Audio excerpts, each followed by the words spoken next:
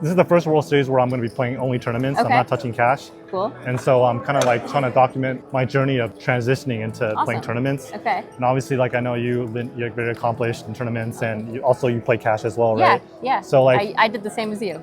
what would you say like would be the biggest adjustments that that I can make in terms of helping me transition to tournaments? I think probably the biggest adjustment is to, however, if pay a lot of attention to what people are doing, but maybe start to study like the short stack strategy. I think that was like the biggest adjustment for me. Okay. And I think that realizing, especially when you watch like high roller tournaments, I think they're the best for seeing examples of, how much play you actually have with like a 15 big blind stack, a 20 big blind stack. One of the biggest mistakes I see with cash game players who are transitioning to tournaments is that they think like, oh, I only have 20 big blinds, right? And then they're missing spots where, maybe they can 3-bet fold, things like that. Right. I think that trying to look into like the playability of a short stack, because it's inevitable when you play tournaments that you are going to get short, and to recognize that you have a lot of room to maneuver. I see. Yeah. I see. How's your tournament going so far in this one?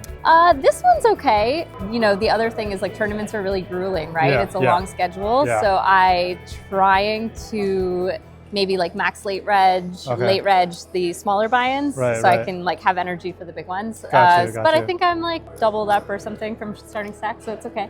Yeah, because it's been honestly, it's been absolutely brutal for me. Like I've been sitting there and I just had my queens cracked like right before break. Yeah. And like I can't add on chips, and it's like 9-handed. I'm sitting there and I'm just like, my God, it's the first hand I played in like 8 orbits. How do you deal with like that? You have a finite amount of chips, and I think with poker, it's like you just gotta focus on the process and try not to focus on the luck, right? Such a PG answer. I know. I'm sorry, but it's true. It's true. And patience in tournaments, like it's gonna be really, really boring, and then it gets fun on day 2 and day 3. For sure. So you're gonna make a deep run again this year? I hope so. Yeah. I hope so. I was sick last year. Awesome. Thank you. I was rooting for you last year, actually. Thank you so much. With tournaments, it's the most frustrating thing at first. I was like, you play a tournament, play all day, play for 3 days just to like lose a flip, right? That's how it feels. So you just kind of have no expectations and do your best.